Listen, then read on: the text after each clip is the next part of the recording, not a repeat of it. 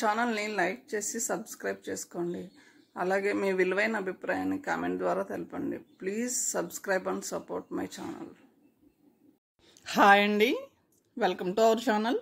నేను ఇప్పుడు చదివి వినిపించబోయే కథ మూగముత్యాలు, రచన ఎలమంచిల్ ఝాన్సీ లక్ష్మి గారు. ఇప్పుడైతే కథలోనికి వెళ్దామా?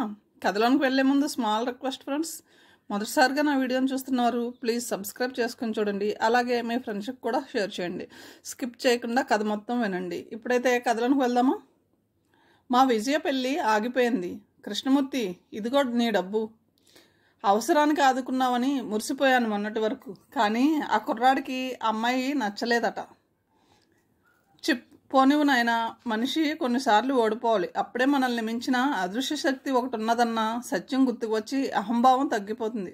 సోమయాజులు గారి కళ్ళల్లో సన్నటి నీటి తెరలు. ఆ తెరల వెనుక బాధ దాగి ఉన్నదని రవ్వంత వణికిన ఆయన స్వరం ఇట్టే చెప్పివేసింది. చెదిమి దీపం పెట్టుకోవచ్చు మన విజయమని కాదన్నవాడికి కళ్ళు లేవేమో బాబుగారు. కనులు మూసుకుని గోడకు చెరగిలపడిన యాజులు గారు నవ్వారు విరక్తిగా. వయసు పైబడి ముడతలు పడిన ఆయన మొహం మరింత దీనంగా గోచరించింది. అస్త్ర సన్యాసం చేసిన భీష్ముణ్ణి గుర్తుకు తెచ్చింది ఆయన నిస్తేజంగా తలగడపై వాలిపోతుంటే. కృష్ణమూర్తి నిట్టూర్చాడు. వివాహానికి సరిపోదని పెద్ద రైతు కృష్ణమూర్తి గారిని అడిగి 5,000 అప్పుగా తీసుకున్నారు ఆయన. కానీ 3 రోజుల క్రితం విజయ ఓ లేఖను తెచ్చి తాతగారికిచ్చి నిశ్శబ్దంగా లోనికి వెళ్ళిపోయింది. ఆయన ఆనందాన్ని ఇట్టే మాయం చేసివేసిందా లేక? విజయను పిలిచినా బయటికి రాలేదు, బదులు చెప్పలేదు. నెమ్మదిగా లేచి లోపలికి వెళ్ళారాయన. విజయ పూజగదిలో కిటికీ ప్రక్కన నిలబడి శూన్యంలోకి చూస్తుంది. తాతగారు తలుపులు తీసుకుని రావడం చూసి నవ్వింది సన్నగా. కానీ ఆ నవ్వులో జీవమే లేదు. కొన్నంత బాధను దిగమరింగుతూ గుండెలోకి జారుతున్న దుఃఖాన్ని భరించలేక నవ్విందని ఆయనకు స్పష్టంగా తెలిసిపోయింది. ఇంకా దేవుని నమ్ముతున్నావా తాతయ్య? ఆమె కంఠం నిండుగా విరక్తి, నిరుత్సాహం, నిరాశ. మనిషి నిశ్చింతగా ఉంటే దేవుడు గుర్తుకు రాడమ్మా. నిరాశ, దుఃఖం, భయం, బాధ మనసుకు వేదాంతాన్ని బోధిస్తాయి తల్లి. ఆ వేదాంతంలో నుంచి మనిషి తనకు తెలియకుండానే భగవంతుని వెతుక్కుని నేరుగా నిలబెట్టుకుని మరింత శ్రద్ధగా ప్రార్థిస్తాడు.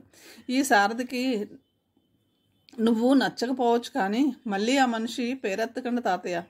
ఆ తర్వాత ఆయన ఏదో కొనుక్కుంటూ వరండాలోకి వెళ్ళిపోయారు. మరుసటి ఉదయం వరకు సోమయాజులు గారు విజయతో మాట్లాడనే లేదు. విజయ్ కూడా నిశ్శబ్దంగానే ఉండిపోయింది. కృష్ణమూర్తి గారికి డబ్బిచ్చి లోపలికి వెళ్ళారాయన. రాజ్యం ఎప్పుడొస్తుందమ్మా? రాఘవులు వెళ్ళాడు. బస్సు లేటుగా కాకపోతే ఈసరికి దిగే ఉంటుంది. దానికి సంగతి చెప్పకు తాతయ్య. రాజ్యలక్ష్మి విజయలా శాంతంగా ఆలోచించే స్వభావం కాదు. అక్క, నువ్వుత్త పిచ్చిదానివి. అందరినీ నమ్మేస్తావని విజయని ఆటలు పట్టించుతుంది. కానీ లోలోన అక్కపైన ఎంతో గౌరవం. పూర్వజన్మలో నువ్వు మా అమ్మబాయి ఉంటావు అంటూ గువ్వలా ఒదిగి పడుకుంటుంది విజయ గుండెల పక్కన. తాతయ్య, భయం వేస్తుందా? ఉండు, విజయని కాస్త నిద్రపోనివ్వు. నన్ను చుట్టు వేస్తుంది చూడు పసిపిల్లల. ఏమిటో, నేనే లేకపోతే మీరిద్దరూ ఈ లంకంత కొంపలో భయంతో ఏమైపోయేవారో అంటూ తాతగారిని నవ్విస్తుంది. విజయ చెవిలో గుసగుసలు పోతుంది. తాతయ్య దగ్గరికి వెళ్ళనులే, పడుకో, భయపడకు అంటూ విజయ నవ్వుతుంది మనోహరంగా చెల్లెలి పరిహాసానికి. ప్రతి రాత్రి అలాగే పరిహాసోక్తుల్ని వెదజల్లుతుంది. అర్ధరాత్రి ఏ ఆవుదోడో విప్పుకున్నదని విజయ లేవగానే తాతగారి దగ్గరకు నిద్ర కళ్ళతో పరిగెడుతుంది. ఉదయాన్నే పక్కన పసిపాపలా ఓ చెయ్యి మెడ చుట్టూ పెనవేసి హాయిగా నిద్రపోతున్న మనవరాలను చూసి ప్రేమగా నుదుటిపై పడిన జుత్తుని సర్ది మృదువుగా చేతిని వదిలించుకొని లేచి వస్తారాయన. అక్క, తాతయ్యకంత భయం ఏమిటి? అర్ధరాత్రి అమ్మ రాజ్యం అంటూ కేకలు వేశారు.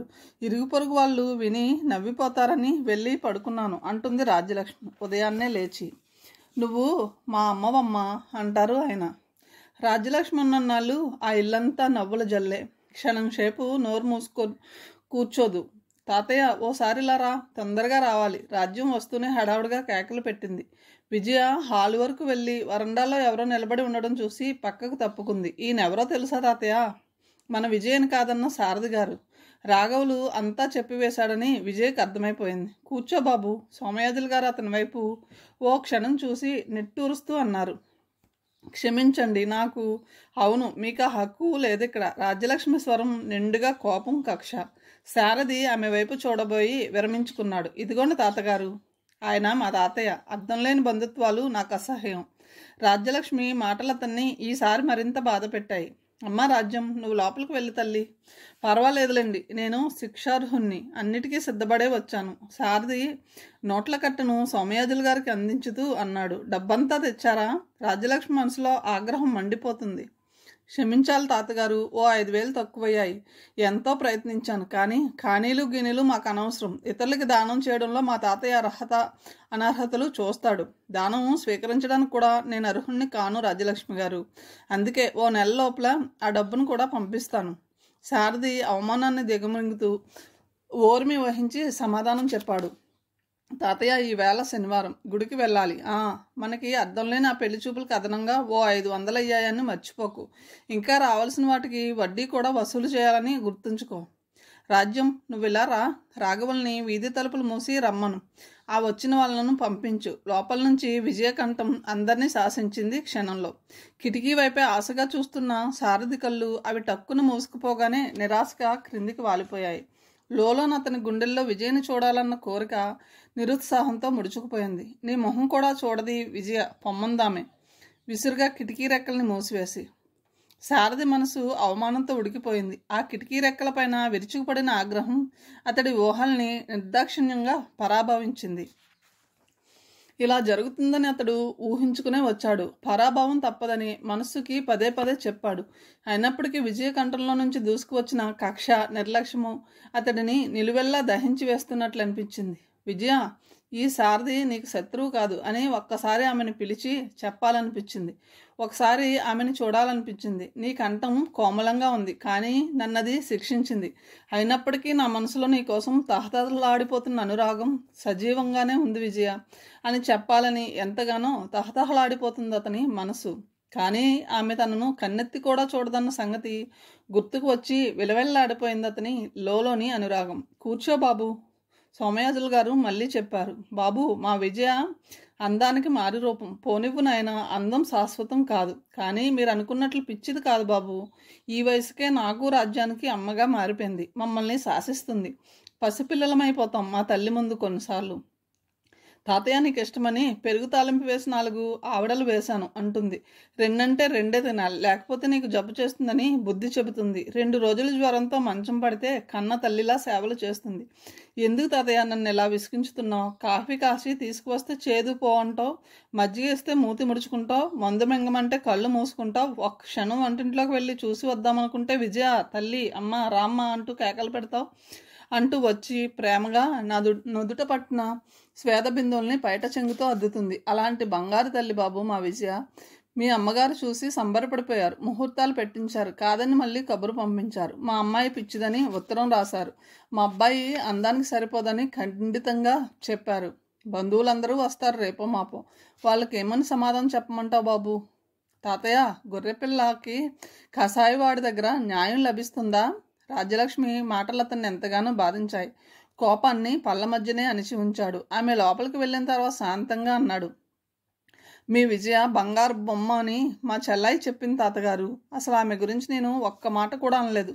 ఇదంతా మా అమ్మగారి తొందర స్వభావం వల్ల జరిగిపోయింది. విజయని మిమ్మల్ని అన్యాయంగా శిక్షించాము. అమ్మ, నేను ఘోరంగా పరాభవించాం. మీ బంధువులందరికీ చెప్పండి, సారథి అన్న ఓ కషాయవాడికి విజయ బలైపోలేదని. నాకు ఆస్తిపాస్తులు లేవు తాతగారు. పరువు మర్యాదల్లో మీ ముందు నేను ఓడిపోయాను. నిజం చెప్తే మీ ముందు నిలబడ్డానికి కూడా అర్హత లేదు పొమ్మంటారు మీరు. నాలో ఏం చూసి మీరు విజయ ప్రక్కన నిలబెట్టదలుచుకున్నారో నాకు అర్థం కాలేదు. ఉద్యోగం లేదు, నా పేరిట చిల్లి గవ్వ కూడా లేదు. ఒకరిని దేహి అని అర్థించే ధైర్యం లేని మూర్ఖుని. అభిమానము, ఆత్మగౌరవం తప్ప ఏమీ లేని ఈ సారథి మీ విజయకి ఏ విధంగానూ సరిపడు తాతగారు. ఇదంతా మీకు చెప్పాలని సిగ్గు, సంకోచం అన్నిటినీ వదిలి ఇక్కడికి వచ్చాను. మీ డబ్బుని పైసలతో సహా ఇచ్చివేస్తాను. కానీ మీ అమ్మగారు నీకు ఉద్యోగం ఉన్నదని చెప్పారు బాబు. అమ్మ చెప్పిన మొదటి అబద్ధం అది. విజయతో ఒకసారి మాట్లాడి వెళ్దామనుకున్నాను, కానీ అందుకు కూడా నేను అర్హుణ్ణి కానని తెలిసిపోయింది. ఆమెకు చెప్పండి, నన్ను మించిన అదృష్టవంతుని తీసుకువచ్చి తన పక్కన నిలబెడతానని. నీకు ఉద్యోగం నేను వేయించుతాను బాబు. ఈ శుభముహూర్తంలో మీ ఇద్దరు.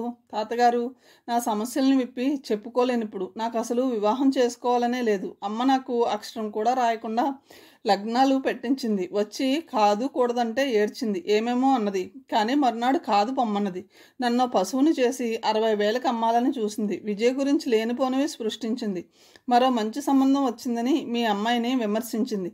ఆ 60,000కి నన్ను అమ్మేస్తానన్నది. కాదని వాదిస్తే నన్ను ఇంట్లో నుంచి వెళ్ళిపోమంది.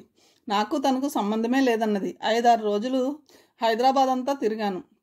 ఓ స్నేహితుడి దయవలన మీ డబ్బు కొంత తీసుకురాగలిగాను. మిగిలిన 5,500ను నోటు రాసి తెచ్చాను. ఇదిగోండి, నా అడ్రస్ కూడా ఇస్తున్నాను. నేను మీ వాణ్ణి. మీకే సహాయం కావలసి వచ్చినా నాకు రాయండి. నన్ను మీరు క్షమించారు. నాకేమైనా జటిల సమస్యలు వచ్చినప్పుడు మీ దగ్గరికే వస్తాను అన్నాడు అతను నోటిని అడ్రస్ని అందించుతూ. తప్పకుండా రాయనాయనా. మనుషుల్లో తప్పుల్ని వెతికి సంతృప్తి పడ్డమంటే నాకు భయం బాబు. ఏ మనిషి పూర్తిగా మంచివాడు కాలేడు, పూర్తిగా చెడ్డవాడు కాడు. నువ్వు మంచివాడివి అని నమ్మాను నేను. ఆ నమ్మకమే నీ మంచితనాన్ని మరింత పెంచుతుంది. అందుకే ఈ నోటు అనవసరం బాబు. ఆయన నోటును 2 ముక్కలుగా చింపి పారవేశారు. తాతగారు, అవును నాయనా, తాత మనవల మధ్య నోట్లెందుకయ్యా?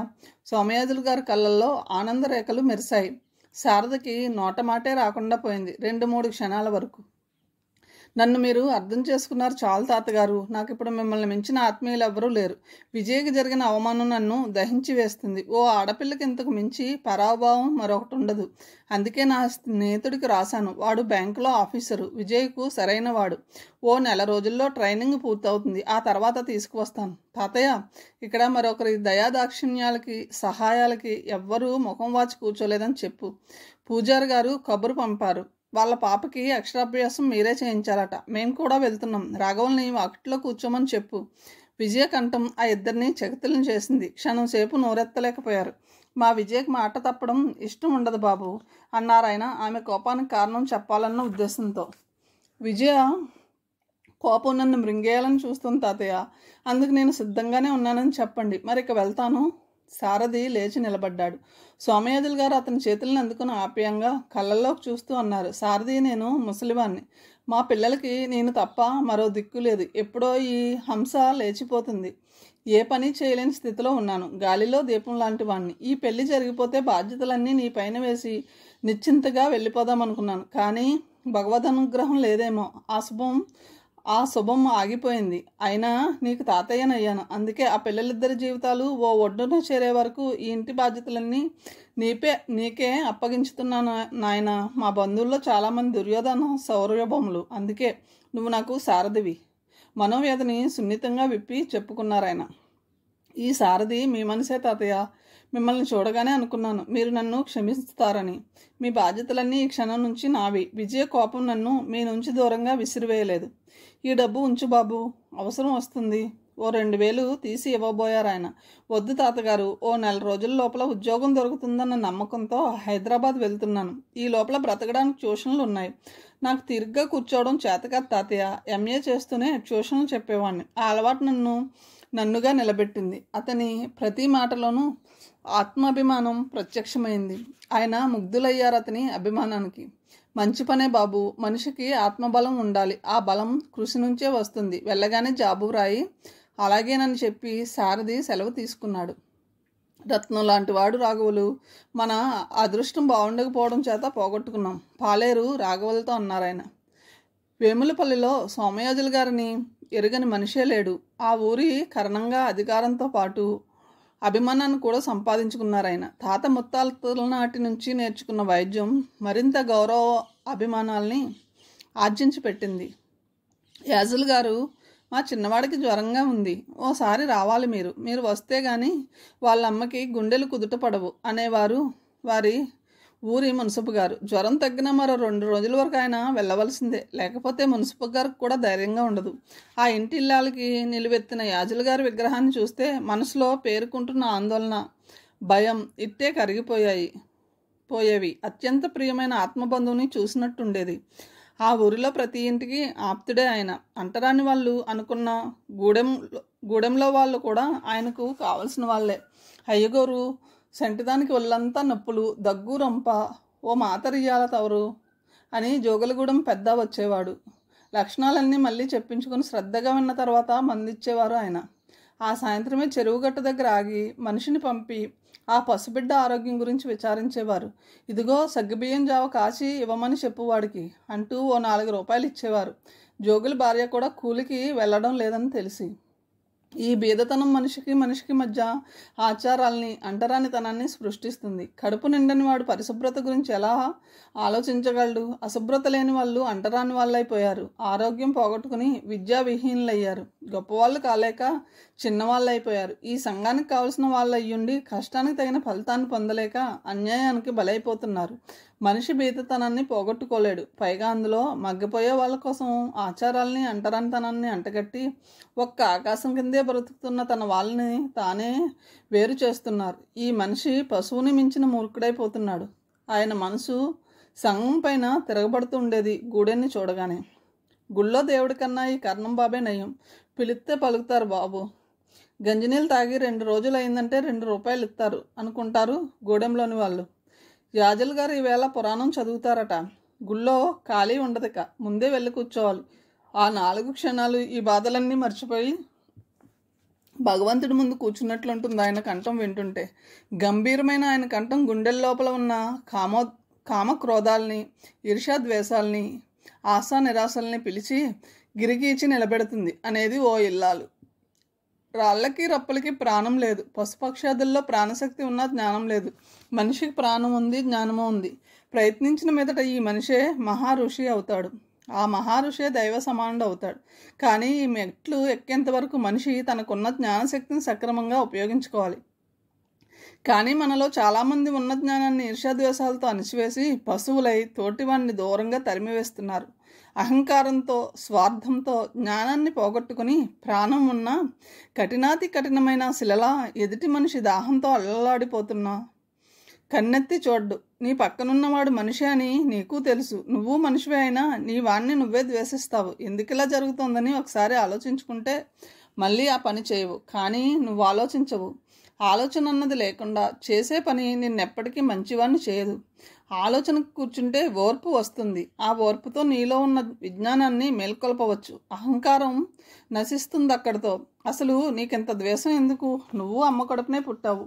నీ పక్కనున్నవాడు అమ్మ కడుపునే పుట్టాడు. పుట్టిన ప్రతి ప్రాణి మట్టిలో కలిసిపోవలసిందే. మృత్యువుకి పేదవాళ్ళకి భాగ్యవంతులని భేదం చూపించడం రాదు. మరి నువ్వెందుకులా మనుషుల్ని రకరకాలుగా విడగొట్టేస్తున్నావు? నువ్వు ఒకడివే ఇక్కడ శాశ్వతంగా ఉండిపోతావా? ఉండవు. అవి నీకు తెలిసి ఎదుటివాడిని ఎందుకు ప్రేమించలేకపోతున్నావు అని ఆయన గంభీరంగా చెబుతుంటే రాజారావు ప్రక్కనే కూర్చున్న మునసబు అసహ్యంగా చూస్తూ లేవబోతున్న వాడే ఆగిపోయాడు. పైగా పరమ శత్రువు అనుకున్న రాజారావు అందించి అగ్గిపెట్టినందుకుని చుట్టనంటించుకుంటూ గొనుక్కుంటూ ఇది 3 నాళ్ళ ముచ్చటని తెలిసి కోపతాపాలతో కొట్టుకు చేస్తాం. వేదవ జన్మ. మనసు తనను తానే శపించుకుంటుంది. మున్సబు గారా 4 క్షణాలు మున్సబునన్న మాట మరిచిపోయి మనిషిలా కూర్చుంటాడు. సోమయాజులు గారే లేకపోతే మా ఊళ్ళో మహాభారత యుద్ధం ఎప్పుడో ఆరంభమయ్యేది అనుకుంటుంది ఒక ఇల్లాలు. దూరంగా పైపంచిన తీసి కప్పుకుని ముడుచుకుని కూర్చున్న జోగులు కూడా గొనుక్కుంటాడు. అయ్యగోరు చెబుతా అంటే ఆ గోపాలకృష్ణుడే దిగొచ్చినట్టుంటుంది. బుద్ధి జ్ఞానం లేని ఈ జనం గుండెల్లో బృందావనాన్ని సృష్టిస్తారు అనుకుంటాడు. అందరికీ అంత ఆప్తులైన ఆయనకు ఆప్తులే లేరు. ఒక్కగానొక్క కొడుకుని కని భార్య కన్ను మూసింది. చదువు రాలేదు సరికదా, సంస్కారం కూడా వంటబట్టలేదు అతనికి. కర్మఫలం అని నుట్టూర్చేవారాయన కొడుకుని తలుచుకుని. అగ్నిహోత్రుడు లాంటి యాజుల గారికి పుట్టవలసిన వాడు కాదీ నారాయణ అనేవారు మున్సబు గారు. అబ్బాయి గారు నిన్న మా అమ్మాయి చెయ్యెట్టుకున్నారంట. మిమ్మల్ని చూసి ఎత్తిన కర్ర దింపేశానయ్యా. మొన్న బాలయ్య కూతుర్ని ఏదో అంటే బుద్ధి చెప్పింది. మళ్ళీ ఇట్లాంటి పని చేయొద్దని కేకలయ్యాలి తమరు అనేవాడు గూడెంలోని కొండయ్య. సుఖపడ్డం నా బ్రతుకులో లేదురా కొండయ్య. మా తాతగారు వేద పండితులు. ఆయన మనవణ్ణి అని చెప్పుకునే హక్కుంది మా వాడికి అనేవారు నాన్నగారు. ఆయన మహాపండితులు. కానీ మా నారాయణకు తండ్రినని చెప్పుకోవడానికి సిగ్గుతో చేస్తున్నాను రా. పెళ్లి చేస్తే బుద్ధిగా ఉంటాడని ఆ పిల్ల గొంతు కోసాను. పిల్లలు పుడితే మారుతాడని ఆ పిచ్చి తల్లి సంబరపడిపోయింది. కానీ వీడు కంసుడైపోయాడు రా. పాపాలు అన్యాయాలు చేసేవాడికి అహంభావం పెరిగి దేవుణ్ణి కూడా జయించగలనన్న పిచ్చి భ్రమ కలిగి మరింత దుర్మార్గుడవుతాడు. అలాగే ఉంది మా వాడి పరిస్థితి. వీడి నాటకాన్ని ఆ దేవుడే ఆపగలడు. నా వల్ల కాదు కొండయ్య అని ఉత్తరీయంతో కళ్ళు ఒత్తుకునేవారాయన. ఆ మర్నాడే నారాయణ మరో ఆడపిల్ల కోసం కాలువ దాటపోతూ నీటి పాలైపోయాడు. ఆ కబురు విన్న యాజులు గారు కన్నీటిని రెప్పల మాటను దాచుకుని దేవుణ్ణి మించిన న్యాయమూర్తి లేడు అని గొనికారు. ఆ దుఃఖోద్వేగాన్ని తట్టుకోలేక 3 నెలల లోపలే కోడలు కూడా మరణించింది. ఈ పిచ్చి తల్లి వాడిని ఇంతగా ఆరాధించిందా? ఎంత విచిత్రం! వాడిలో ఏం చూసి ఉపవాసాలు చేసి ప్రాణాలు తీసుకుంది? మరి నేను గుండెలు పగిలెట్టు ఎందుకు ఏడ్చానా రాత్రి? వాడు నా కొడుకు. ఈ అనుబంధాన్ని ప్రేమించింది నా మనసు. ఈ బంధమే వాడి దుర్మార్గాలను కూడా క్షమించింది. ఈ ప్రపంచంలో ఈ అనుబంధాలే లేకపోతే కామక్రోధాలు ఉండవు. అప్పుడు ఈ సృష్టికి అర్థమెక్కడా? ఈ అనుబంధమే నన్ను కూడా బంధించి వేసింది. ఈ మొహం మంచిది కాదని తెలిసి నా మనసు ఎందుకులా వాడి కోసం దుఃఖిస్తుంది? ఈ తెరని ఆవలికి లాగి చూస్తే ఏముంది? నేను వాడికి ఎవరిని? వాడు నాకెవరు? ఎందుకీ అనుబంధాలు? శాశ్వతంగాని వాటిపైన ఈ మనసుకి మరింత వ్యామోహం. ఆయన మనసుని లాలించారు. దుఃఖోద్వేగంతో తూలిపోతున్న ఊహలకు ఉన్న రహస్యాన్ని విప్పి చెప్పి ఓదార్చారు.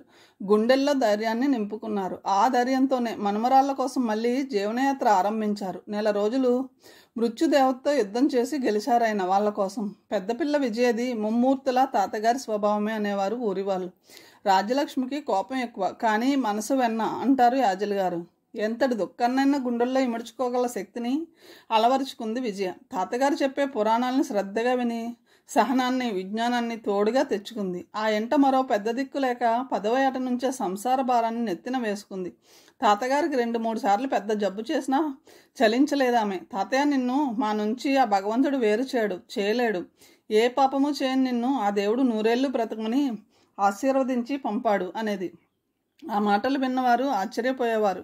గుండె ధైర్యం గలది అన్నారు బంధువులు. తల్లి లేని బిడ్డలైపోయారమ్మా నా తల్లులిద్దరు. పెదనాన్న మా చిన్నవాడిని ఇల్లరెక్కం తెచ్చుకో, విజయనిచ్చి ఈ ఊరికో కర్ణము దొరుకుతాడు, ఈ ఇంటికో అండా లభిస్తుంది అన్నది మేనత్త వరుసైన భద్రమ్మ గారు. సోమయాజులు గారు విజయని అడిగారు. విజయ పెదవులపైన చిత్రమైన నవ్వు మెరిసిందొక్క క్షణం.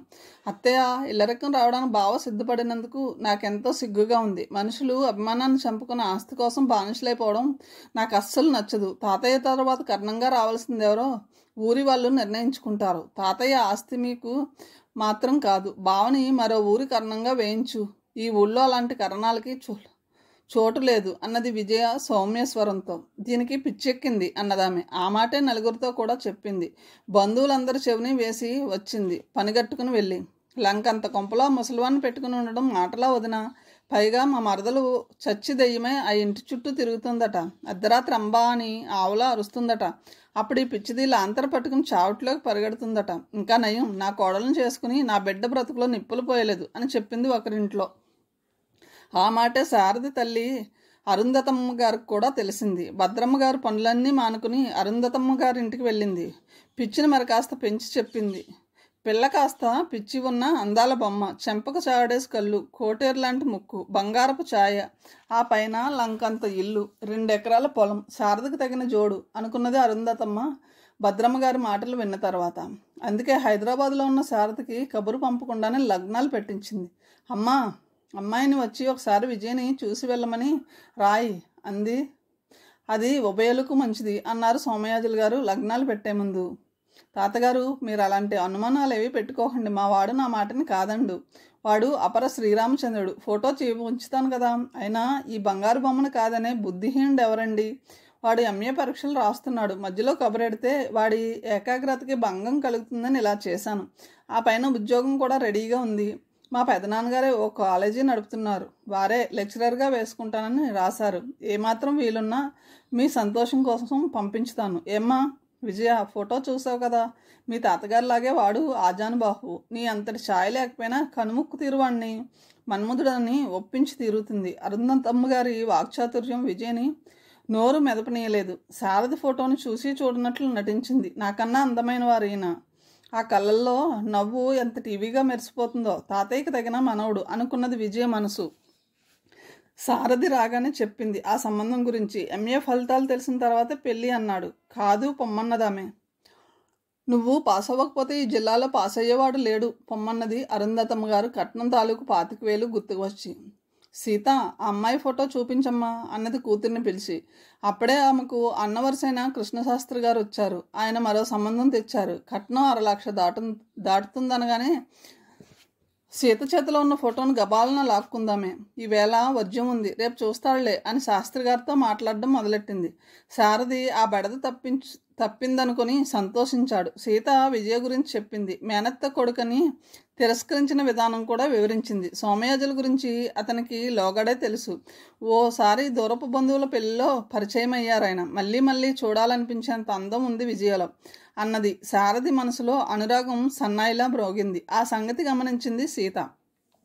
అందరితో పాటు మంచి మనసున్న మనిషి, నువ్వు చూస్తే మళ్ళా అగ్రహారం వచ్చేవాడివి కాదు. సీత పెదవులపైన చిలిపి నవ్వుల కాంతులు తలతలా మెరిశాయి.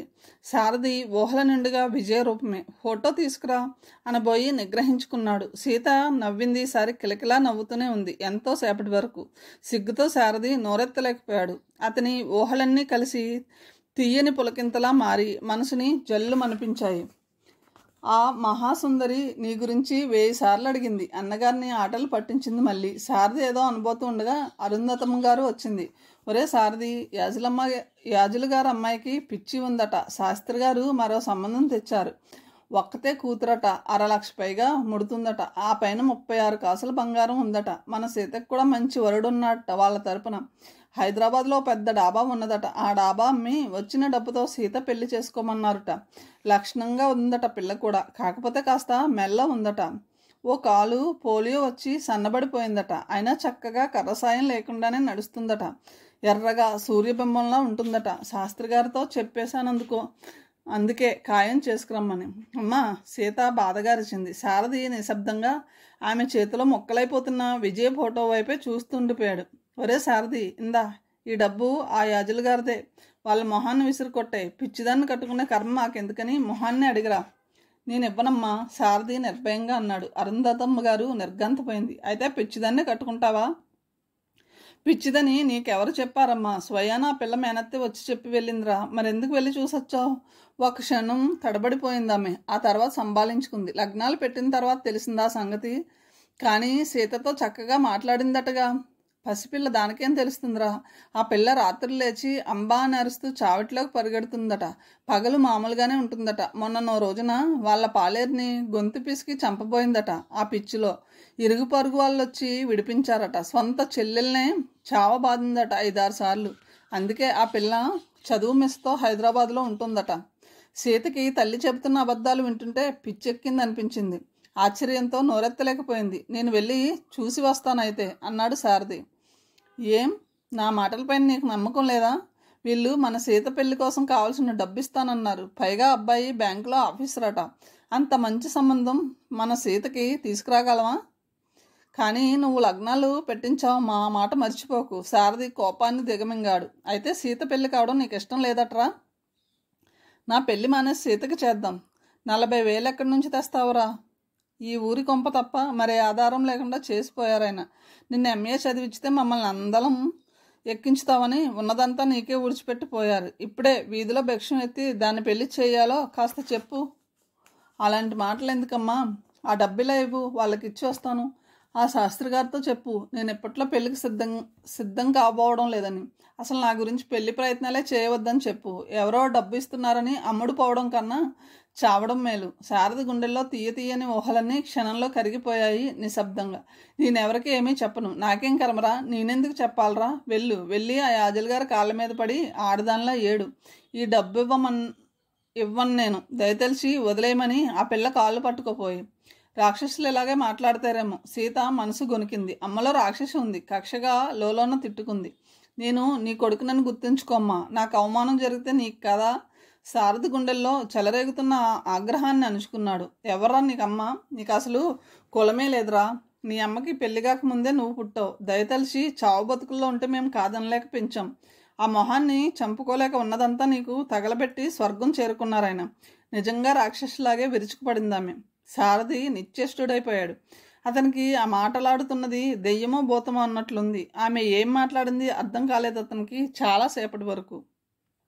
అమ్మా, నిర్విణ్ణుడై నోరు తెరిచాడు. అమ్మా అన్న మాట అన్నది లేనిది కూడా వినిపించినంత నెమ్మదిగా కదిలాయి అతని పెదవులు. చాపో, నీ చెల్లెలు హైదరాబాద్లో వీధుల వెంట రోజుకొక్కడిని వేసుకుని తిరుగుతుందట.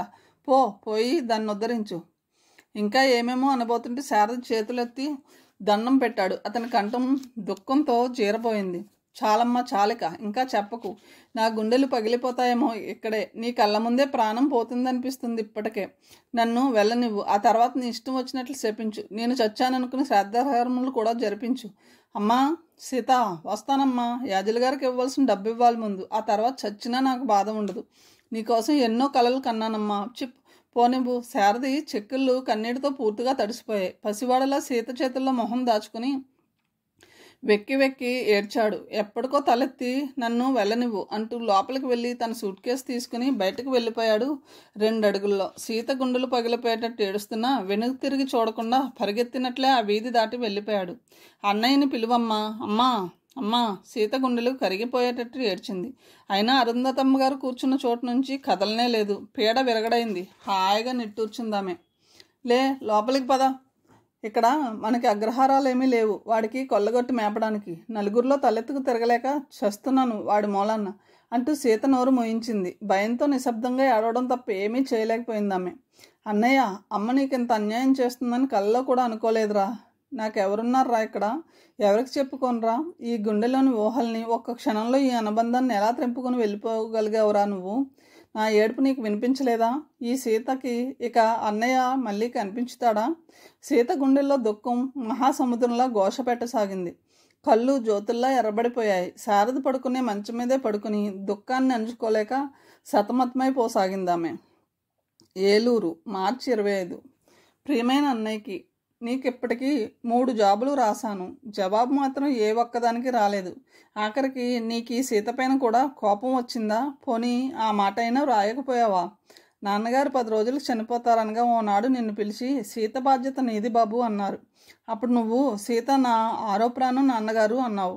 కానీ ఈ నీ 6వ ప్రాణానికి వివాహం జరిగినా నువ్వు రాను పొమ్మన్నావు. నీకోసం రాత్రింబవళ్ళు నిరీక్షించాను. సిగ్గు విడిచి ఆయనకు కూడా రాశాను. అడ్రస్ పంపిస్తున్నాను, మా అన్నయ్యని కలుసుకోండి అని. కానీ ఆ ఉత్తరం అమ్మ చేతుల్లో పడి ముక్కలైపోయింది. ఎవరు మాట్లాడించినా కన్నీళ్ళే వచ్చేవి నాకు ఆ 4 రోజులు. అన్నయ్య రాలేదమ్మా అని అడగగానే పెదవులు దుఃఖంతో వణికిపోయేవి. కన్నీటి తెరల్లో నుంచి చూస్తుంటే నాకందరూ నీలాగే కనిపించారన్నయ్య. ఆ మధుర క్షణాలు నా మనసులోనే ఊహించినంత ఆనందాన్ని నింపలేకపోయాయి. ఓ ప్రియ స్నేహితుడిని పోగొట్టుకున్న నా మనసు ఎంతగా ఏడ్చిందో నీకు చెప్పలేను. నాకు ఊహ తెలిసిన క్షణం నుంచి నా మనసుకి నచ్చిన అనుబంధం నీ స్నేహం ఒక్కటే. నీ మెడ చుట్టూ చేతులు పెనవేసి హాయిగా కలలు గంటూ నిద్రలోకి జారిపోయేదాన్ని. అమ్మ అయినదానికి కానిదానికి పెద్దగా అరుస్తుంటే నాకు భయం వేసేది. మా అమ్మ కాదేమో అనిపించేది. చిన్న తప్పు చేసినా చెంపలు కందిపోయేటట్టు కొట్టే అమ్మ అంటే నాకు రాను రాను భయంకరమైన స్వప్నంలా కనిపించేది. నిన్ను తిట్టిపోస్తుంటే నా మనసు అమ్మని శపించేది. అన్ని తిట్లు తిని కూడా అమ్మ అని ప్రేమగా పిలిచే నిన్ను చూసి ఆశ్చర్యపోయేదాన్ని. ఆ వయసులో నాకు అమ్మవి నువ్వేమో అనిపించేది. అందుకే నీతో నాలోని ఊహలన్నిటినీ విప్పి చెప్పుకునేదాన్ని. అంత అభిమానంగా ఆరాధించింది నా మనసు నిన్ను. నువ్వు నన్ను అలాగే చూస్తున్నట్లు అనిపించేది. అమ్మా సీత అని నువ్వు పిలుస్తుంటే ఆనందంతో నా మనసు పురివిప్పున మయూరమే అయ్యేది. నీ ప్రాణంలా బ్రతుకుతున్నా అని అనిపించేది. నీ ఆప్యాయత తలుచుకుంటున్న కొద్దీ. కానీ నా పెళ్ళి నిన్నలా నా నుంచి దూరం చేస్తుందని నేనేనాడు ఊహించలేదన్నయ్య. నీ ఆశయాలకు విరుద్ధంగా అమ్మ సోమయాజుల గారి డబ్బుతో నా పెళ్లి చేసింది. నీ ఆనందాన్ని బలిచేసి నా జీవితాన ఆనందం నింపాలనుకుంది. కానీ అదే నాకు శాపమైపోయిందని అమ్మకి ఇంకా తెలియదు. శ్రీనివాసుడిలా సుందరంగా ఉన్నారని అమ్మ మురిసిపోయింది. కానీ ఆయన నిజంగా జలంధరుడు. నా మనసు ఏడ్చినా నవ్వినా ఆయనకేం పట్టదు. అసలు నేను అన్న మనిషిని ఇంట్లో ఉన్నాననే ఆయనకు గుర్తుండదు. ఈ సీత ఆ మనిషికి ఏమీ కాదని నాకు మొన్ననే తెలిసిపోయింది. పెళ్ళయి 5 నెలలు దాటిపోయాయి. ఈవేళ అమ్మాయి నువ్వు సినిమాకి వెళ్ళండి బాబు. మా అత్తగారు ఓనాడు కొడుకుని పిలిచి చెప్పింది. వారానికోసారి వచ్చి వెళ్ళేవారు. పొద్దున్నే వచ్చి సాయంత్రం బయలుదేరి వెళ్ళిపోయేవారు. ఆ రోజున వెళ్లకుండా ఉండిపోయారు. అంతవరకు నేను ఆయన మాట్లాడుకునే ఎరగం. నా కోసమే వస్తున్నారనుకునేదాన్ని అప్పటి వరకు. కానీ నన్ను ఎందుకు మాట్లాడించరు అన్న ప్రశ్న వేసుకుని విసిగెత్తిపోయాను. ఆ మనిషి నా కోసం కాదు వచ్చేది. మా ఇంటికి ఎదురుగా ఉన్న మాస్టర్ గారు చిన్నమ్మాయికి మావారికి ఆఫీసులోనే ఉద్యోగమట. పేరు నీరజ. అమ్మాయి కోసం ఈ రాకపోకలు. వాళ్ళ మేనమామ గారికి ఇక్కడ 2 మిల్లులు ఉన్నాయి. వాళ్ళ కారు వస్తుంటే ఇద్దరు అందులోనే వచ్చేవారు. ఓనాడు ఆ కార్ డ్రైవర్ మా ఇంటికి వచ్చి మా అత్తగారికి కథంతా చెప్పి వెళ్ళాడు. నీరజ కాక ఇంకెందరో స్నేహితులు ఉన్నారు మా వారికి. అందులో చాలామంది ఆడపిల్లలే. అందుకే ఈ సీత ఆయనకి గుర్తులేదు. వాళ్ళ ఇంటి ఖర్చులకి డబ్బు కావాలట. వాళ్ళ అమ్మగారికో పని మనిషి కావాలి. అందుకే పెళ్లి చేసుకున్నానని చెప్పారు. నేను అడిగితే నాకు పల్లెటూరు గబ్బిలాలను చూస్తే అసహ్యం. మళ్ళీ నాతో మాట్లాడకెప్పుడు అంటూ వెళ్ళిపోయారో ఒక రోజున. ఆ రోజు నుంచి ఇంటికే రాలేదు. ఇదంతా నీ మూలనే జరిగిందిరా. నువ్వు నాకు అండగా ఉంటే ఈ పెళ్లికి నేను అంగీకరించేదాన్నే కాదు. నా మనసు ఆందోళనతో భయంతో వణికిపోయి అమ్మ నుంచి పారిపోవాలని అలా ఒప్పుకున్నాను. ఈ ఇంట్లో నీకు లోటేమిటమ్మా? సిరి సంపదలతో కలకల్లాడుతోంది సంసారం. అబ్బాయికి హైదరాబాద్లో పెద్ద ఉద్యోగం. ఇల్లు దొరకగానే నిన్ను తీసుకువెళ్తాడని అమ్మ మురిసిపోతుంది. కానీ ఆ ఇల్లు ఎప్పటికీ దొరకదని అమ్మకు తెలియదు. నాకెక్కడ సుఖమన్నదే లేదని తెలిస్తే గుండెలు పగిలేటట్టు ఏడుస్తుంది. ఒక విధంగా అమ్మకి ఇది శిక్ష. అన్నయ్య, ఇంత దుఃఖాన్ని మనసు విప్పి పంచుకోవడానికి నాకు నువ్వు తప్ప ఎవరున్నారా? ఒకసారి నిన్ను చూడాలనుంది. ఈ జీవితంలో రవ్వంత ఆనందం నువ్వు తప్ప నాకెవరూ అందించలేరేమో. ఓసారి వచ్చి వెళ్ళరా. ఈ నరకం నుంచి ఎలా బయటపడాలో చెప్పి వెళ్ళే బాధ్యత నీదే అన్నయ్య. మర్చిపోయాను, విజయ నా పెళ్ళికి వచ్చింది. మగపెళ్లివారి తరపున. శ్రీనివాస్ ఆమెకు అన్నగారు అవుతారట. నేను మాట్లాడించాను. నవ్వింది సన్నగా. తాతగారి ఆరోగ్యం బాగుండడం చేత వచ్చానన్నది. నీ గురించి చెప్పబోతుంటే నన్ను ఆపివేసింది. దయచేసి ఆ విషయం గురించి మాట్లాడకండి. నాకు ఏ విధంగానూ ఏమీ కాని మనుషుల గురించి నేను ఎప్పుడూ ఆలోచించనని లేచి వెళ్ళిపోయింది. కానీ ఆమె గొంతు సన్నగా వణికింది. ఆ గుండెల్లో ఎంత గాయం అయిందో ఆ వణుకులో ఒదిగిన బాధే చెప్పింది. నా గురించి శ్రీనివాస్ గారికి ఎవరో చెబుతుంటే శ్రద్ధగా వినడం గమనించాను. విజయ మనసు నీ గురించి తీయని కలలు కన్నదని ఆమె కళ్ళు చెప్పాయి. ఓ స్నేహితుడి దగ్గర నుంచి 15,000 అప్పుగా తీసుకుని సోమయాజుల గారికి ఇచ్చావని చెబుతుంటే విన్న విజయ కళ్ళల్లో ఆరాధన మెరిసింది ఒక్క క్షణం పాటు. ఆ పైన నిట్టూరుస్తూ నా దగ్గరకు వచ్చింది. వెళ్ళొస్తాను సీతగారు. అదృష్టం మనల్ని మళ్ళీ వంచకుండా ఉంటే కలుసుకుందాం అని చెప్పి వెళ్ళిపోయింది. శశిరేఖ కనిపించిందా? నిజంగా అమ్మాయి నీకు చెల్లెలేనా? అలా అనుకుంటుంటే నాకెందుకో దిగులుగా ఉందిరా. నువ్వు నాకు దూరమైపోయినట్లు నా మనసు విలవెల్లాడిపోతుందేమిటి? అమ్మ అన్నట్టు ఆ శశిరేఖదంతా విశృంఖలమైన జీవితమా? నిన్ను అసలు గుర్తుపట్టిందా? నీకోసం విజయ్ దగ్గరికి వెళ్ళి మనసు విప్పి చెప్పాలనుంది. నా మనసు విజయ్ని పోగొట్టుకోలేనంటుంది. అన్నయ్య, ఒకసారి వచ్చి వెళ్ళరా. ఎందుకురా నా పైన నీకంత కోపం? ప్రతి క్షణం నా కళ్ళు నీకోసమే ఎదురు చూస్తున్నాయన్నమాట గుర్తుంచుకో. ఉంటాను మరి. నీ ప్రాణంలో పెరిగిన నీ చెల్లాయి సీత. సారథి కన్నీళ్లతో అభిషేకించాడా లేఖని. ప్రతి అక్షరాన్ని పదే పదే చదువుకున్నాడు. అమ్మా సీత, నేను రాలేకపోయానమ్మా. రాకుండా ఉండడానికి నా మనసుతో యుద్ధం చేశానని నీకు తెలియదు. ఆ రోజంతా నా మనసుని రాక్షసుల్లా శాసించాను. ఉపవాసంతో నాలోని అహాన్ని శిక్షించాను. ఎవరు నువ్వు అని నన్ను ఎవరైనా అడిగితే ఏం చెబుతావని నా మనసు నోరు నొక్కేశాను. కన్నీటి తెరల్లోంచి సీతను ఊహించుకుంటూ సమాధానం చెప్పుకుంటున్న క్షణంలో శశిరేఖ వచ్చింది. ఏమైంది? మళ్ళీ ఎడుపు మొహం పెట్టావు. I hate that bloody crying అన్నది. ఆ ఉత్తరాన్ని మడిచి జేబులో పెట్టుకున్నాడు. మనసున్న మనిషికి దుఃఖాన్ని ఏకాంతమే స్నేహితులమ్మ. అదిగో మళ్ళా అమ్మ అంటావేమిటి? రేఖ అని పిలవలేవు? అమ్మ బొమ్మ అని పిలిచేవాడిలాగే ఓ పల్లెటూరు వాడు ఒంటరిగా ఉన్నప్పుడు డార్లింగ్ ఐ లవ్ యూ అన్నాడు. ఆ తర్వాత మృగంలా ప్రవర్తించాడు. ఉత్త పిరికి రాస్కెల్. ఇన్స్పెక్టర్ చెప్పి ఒళ్ళు హోనం చేయించి జైల్లో వేయించాను. మళ్ళీ నా జోలికి రాలేదుక. వాడెవడో నాకు తెలియదు. నువ్వు కాదన్నా అమ్మానే పిలుస్తాను. నేను నీకు అన్నయ్యని. ఆ మాట గుర్తుంచుకో. సారథి శాంతంగా జవాబిచ్చాడు. మరి ఇన్నాళ్ళు ఎక్కడ దాక్కున్నారన్నగారు? ఆమె స్వరం నిండుగా హేళన కక్ష. ముందా బెల్ బాటం విప్పేసి రా, చెబుతాను. చీరలో నువ్వు లక్ష్మీదేవిలా ఉంటావు. నాకు చీర కట్టుకోవడం రాదు. అసలు అసహ్యం కూడాను. కావాలంటే నీ ప్యాంటు షర్టు వేసుకుంటా. ఆమె కళ్ళ నిండుగా కుంటిదనం మెరిసింది. సీతకి బొమ్మల పెళ్లి చేసేటప్పుడు నాతోనే చీర కట్టించుకునేది. సూట్ కేసులో ఓ చీర ఉంది, పట్టుకురా, చెప్తాను ఎలా కట్టుకోవాలో. నీ స్నేహితులందరూ ఆడవాళ్లే నాన్నగారు. మళ్ళీ హేళన ఆమె కనుల చివరన. సీత నా చెల్లెలు. నువ్వు పుట్టాక అమ్మ నాన్న నన్ను చిన్నాన్నగారికి పిల్లలు లేరని దత్తత ఇచ్చారు. సారథి ఆమె హేళనని గమనించినట్లే సౌమ్యంగా చెప్పాడు. ఎందుకు ఇలా కదలని నా చుట్టూ అనుబంధాన్ని సృష్టిస్తున్నావు? ఇదిగో సారథి, నాకు బాగా గుర్తు. అమ్మ దాదా కూతురు. దాదా ముస్లిం అని నీకు చెప్పనక్కర్లేదనుకుంటా. నువ్వు బ్రాహ్మణ దేవతవి. నాకు 10 ఏళ్ళప్పుడు అమ్మ నన్ను దాదాకి అప్పగించి మళ్ళీ వస్తానని చెప్పి ఏడుస్తూ వెళ్ళిపోయింది. నేను దాదా గుండెలపైన వాలిపోయి అమ్మ కోసం ఎన్నో రాత్రులు ఏడ్చేదాన్ని. కోపంతో చిందులు వేసేదాన్ని. కానీ అమ్మ తిరిగి రాలేదు. అమ్మ నాన్న గురించి నాకు ఎప్పుడు చెప్పిన గుర్తులేదు. నీ పేరెప్పుడు నేను వినలేదు అసలు. అమ్మ ఫోటో తీసి చూశాను. నువ్వు అమ్మకి ఏమీ కాదని నాకు తెలుసు. నీలో ఎక్కడ అమ్మ పోలికలు లేవు. నీకేం కావాలో చెప్పు, ఎందుకు నా వెంట పడుతున్నావో చెప్పు. దాదా తమ్ముడి దగ్గరకు వెళ్ళి నా వివరాలన్నీ అడిగి నా దగ్గరికి ఎందుకు వచ్చావో చెప్తే మంచిది. నా అందం చాలామందిని ఆకర్షించింది. నన్ను కొందరు మోసం చేస్తే నేను కొందరిని మోసం చేశాను. కానీ నీలాంటి వింత మనిషి నాకు ఇంతవరకు ఎదురవ్వలేదు. మిస్టర్ సారథి, నీకేం కావాలో చెప్పు. శశిరేఖ కోపాన్నంతా అతని పైకి విసిరికొట్టింది. సారథి నవ్వాడు మృదువుగా. నేను నీ అన్ననని నలుగురిలో సగర్వంగా చెప్పుకోనివ్వు. సారథి, మిస్టర్ ఏయ్ అని పిలవకు, నన్ను నా నుంచి ఎక్కడికో పారిపోవాలని ప్రయత్నించుకు అన్నాడు అతడు. అతని మాటల్లో దాగి ఉన్న ఆవేదన, ఆప్యాయత ఆమె గుండెల్ని తాకింది. ఒక్క క్షణం మనసుని శపించింది చెప్పినట్లు విననందుకు. కానీ ఆ తర్వాత ఏదో అనుమానం తలెత్తింది మళ్ళీ. అతని కళ్ళల్లోకే చూస్తూ అన్నది, సూర్యం అని ఒక అతను ఇట్లాగే నన్ను బాగా నమ్మించాడు. నీలాగే కాలేజీ లెక్చరరు. అగ్రహారం నుంచి నువ్వు పనిగట్టుకుని నన్ను వెతుక్కుంటూ వచ్చినట్టే అతడు ఓ పల్లెటూరు నుంచి నా కోసమే వచ్చానన్నాడు. నేను ఉంటున్న చిన్న రూమ్ నుంచి పెద్ద భవనంలోకి మార్పించాడు నా స్థానాన్ని. అడిగిన వాళ్ళకి మేనత్త కూతురని చెప్పాడు. చీరలని సారలని వద్దన్నా కొన్నాడు. నీలాగే ఏదో మంత్రం కూడా నేర్పించాడు. సంధ్యావందనాలు జపతపాలు మొదలెట్టించాడు నాతో.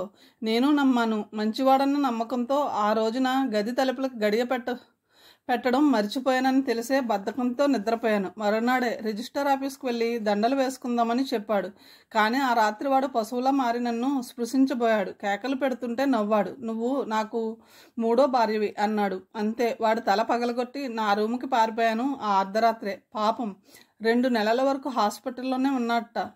చచ్చాడనుకున్నాను. కానీ ఓ కాలు విరిగి బ్రతికి బయటపడ్డాడని విని విచారించాను. మీ మగవాళ్ళకి ఆడదాన్ని చూస్తేనే నాశనం చేయాలన్న ఆలోచన ఎందుకు వస్తుందట? మీ అమ్మ ఆడది, మీ అక్క ఆడది. వాళ్ళ గురించి మరో మగవాడు ఇలాగే ఆలోచిస్తాడని తెలిస్తే తల పగలగొట్టుకు చేస్తారు కదా. మరి తోటి ప్రాణి గురించి రవ్వంతైనా ఆలోచించరేమిటి? శశిరేఖ కళ్ళు ఎర్రబడిపోయాయి. నల్లని గిరజాల జుట్టును పైకి త్రోసుకుంటూ ఆవేశాన్ని అదుపులో పెట్టుకుంది. గుండెల్లో ఎప్పటి నుంచో మండిపోతున్న బాధని వెల్లడి చేయకుండా ఉండలేకపోయింది. అతని గొంతులో ధ్వనించిన ఆత్మీయత అనురాగాలు ఆమె ఊహల్ని లాలించుతున్నట్లు అనిపించి బాధను దాచుకోలేకపోయింది. అప్పట్లా. అలసిపోయినట్లున్నావు, ముందు స్నానం చేసిరా, నీ ప్రశ్నలన్నిటికీ జవాబులు చెప్తానులే. శారద లేచి వెళ్ళి టవలు తెచ్చి అందించాడు. Shashirekha I hate this world అనుకుంటూ బాత్రూమ్కి వెళ్ళింది. Hi dear Sarathi, I like you very much. నాకు ఎగ్ షాంపూ ఇష్టమని నీకెలా తెలుసునోయ్? Very nice, many thanks. కమ్మని కాఫీ కూడా ఉందనుకుంటానే. గుడ్. స్నానం చేసి బయటకు వచ్చింది ఆమె సంతోషంగా. పసిపిల్ల ఏదో ఇంగ్లీష్ పాట పాడుకుంటూ. తెలుగులో మాట్లాడమ్మా, నీకు ఇష్టమైనవే మరికొన్ని తెచ్చాను, ఇవిగో. అతడు ఏదో ప్యాకెట్ ఆమెకు అందించాడు. వేడిగా ఉన్న కాఫీ తాగుతూ ప్యాకెట్ని విప్పింది. హాయ్, డికెన్స్ నావల్స్ నాకెంత ఇష్టమో. You are my brother, really my own brother. Sharada చేతులను అందుకుని ఉత్సాహాన్ని పట్టలేక డాన్స్ చేస్తూ ఆప్యాయంగా నవ్వింది. ఆమె కళ్ళ నిండా వెలిగే. అణువణువు ఉత్సాహంతో ఊగిపోతుంది. కూర్చోమ్మా, నాకు నీలాగా డాన్స్ చేయడం రాదు. కాఫీ చల్లారిపోతుంది, తాగు. ఆ తర్వాత నీకు ఇష్టం వచ్చిన పుస్తకం చదువుకో. మ్యాక్సిమ్ గోర్కీ వ్రాసిన మదర్ కూడా తెచ్చాను చూడు. శశిరేఖ ఓ నవలు తీసుకుని అందులో లీనమైపోయింది. కాఫీ కప్పు కింద పెట్టడం కూడా మర్చిపోయింది. శారది కప్పును అందుకున్నాడు. అప్పుడు తలెత్తిందామే. థ్యాంక్స్ చెప్పబోయింది. కానీ అతడు కళ్ళతోనే వారించాడు. నాకెందుకమ్మా నీ థ్యాంక్స్? నేను నీ అన్నయ్యని. నీ చిన్న కోరికలను తీర్చడంలోనే నాకు ఆనందం లభిస్తుంది. కూర్చి వాల్చాను. వెళ్ళు, ఇక్కడ కూర్చోలేవు. ఆప్యాయత నిండిన అతని స్వరం మధురంగా వినిపించింది ఆమెకు. శారది, నిజంగా నువ్వు నా అన్నవేనా? నమ్మమంటావా? నా కళ్ళల్లో మెరుస్తున్న సంతోషాన్ని చూస్తున్నావు కదా. ఇలా నా మనసుకు నచ్చిన పుస్తకం కూడా కొనిచ్చిన ఆత్మీయులు ఎవరు నాకు ఎంతవరకు లేరు. ప్రేమగా తాగమ్మా అని వేడివేడిగా ఒక కప్పు కాఫీ నాకు ఇచ్చిన వాళ్ళే లేరంటే నువ్వు కంట నీరు పెట్టుకుంటావేమో. కానీ ఇది నిజం. నాకు ఆత్మీయులే లేరు. నన్ను నేనే ఓదార్చుకున్నా ఎన్నాళ్ళు. శశిరేఖ కళ్ళలో ఆవేదన కదిలి మౌనంగా లోలోన కథను విప్పి చెప్పాయి ఆమె చూపులు. రేఖ, నాకు నువ్వు, నీకు నేను తప్ప ఈ ప్రపంచంలో మనకైన వాళ్ళు, కావలసిన వాళ్ళు ఎవరూ లేరమ్మా. నీ గురించి తెలియగానే హైదరాబాద్ వచ్చేసాను. దాదా తమ్ముడు రహీం గారి పుణ్యమా అని నిన్ను సులభంగానే వెతికి పట్టుకున్నాను. అరుంధతమ్మ గారికి నీవు ఎక్కడున్నది తెలియపరుస్తూ మీ దాదా తమ్ముడు చాలాసార్లు ఉత్తరాలు రాసాట. కానీ నాకు ఒక్కటే అందనీయలేదామె. ఆ ఉత్తరాలు చూస్తే నేను ఆ ఇంట్లో క్షణం ఉండనని ఆమెకు తెలుసు. దాదా ఉన్నంతకాలం నీ గురించి నాకేమీ తెలీదు. ఆయన మరణించిన తర్వాత రహీం గారు చిన్నాన్న గారికి లెటర్ రాశారట నిన్ను తీసుకువెళ్ళమని. కానీ అప్పటికే చిన్నాన్న చనిపోయారు. ఆ కుటుంబానికి నేనే ఆధారం అయ్యాను. అందుకే నన్ను ఆమె ఇష్టం లేకపోయినా చదివించింది. కానీ నన్ను బలిపశువుని చేసి ఎవరికో అమ్మాలని చూసింది. అది నాకు నచ్చలేదు. ఎదురు తిరిగాను. అప్పుడు నీ గురించి చెప్పిందమ్మా. మీ చిన్నాన్నగారు నీకెప్పుడూ చెప్పలేదా? నేను ఇంటర్లో ఉన్నప్పుడు ఆయన పక్షవాతం వచ్చిపోయారు. 2-3 సార్లు దగ్గరకు పిలిచి ఏదో చెప్పబోయారు. అంతలో అరుంధతమ్మ గారు వచ్చేది. ఆ మాట వాడి చెవిన వేస్తే వాడిని ఇంట్లో క్షణం ఉండనివ్వను అనేది. అంతే. ఆయన నాకేమీ చెప్పలేదు. ఒక్క మాట చెప్తే రెక్కలు కట్టుకుని వాలేవాడిని. నన్ను నమ్ము. నాకు ఇదంతా తెలిసిందే ఆ రోజునే. ఈ ప్రపంచంలో నేను నమ్మంది మనుషుల్నే. అందులో మగవాళ్ళంటే నాకు అసహ్యం, భయం. సారథి మనసు ద్రవించిపోయింది. శశిరేఖ నిరాశగా జాలిగా చూస్తూ, నేను ఒంటరిదాన్ని, నాకెవరూ లేరు అని చెప్తుంటే, మనుషుల్లో ఉంటూ మనుషుల్ని నమ్మలేకపోతే ఎలాగమ్మా? రేఖ, ఒక్క మాట ప్లీజ్, నన్ను అలా పిలవకు. అమ్మ గుర్తుకొస్తుంది. ఆమె గొంతులో దుఃఖం కదిలిన సవ్వడి. నువ్వు అదృష్టవంతురాలువమ్మా. అమ్మ నీకు ఇంకా గుర్తుంది. నాకెంత ప్రయత్నించినా అమ్మ రూపమే గుర్తుకు రావడం లేదు. అతని మనసులో అనంతమైన వ్యధ.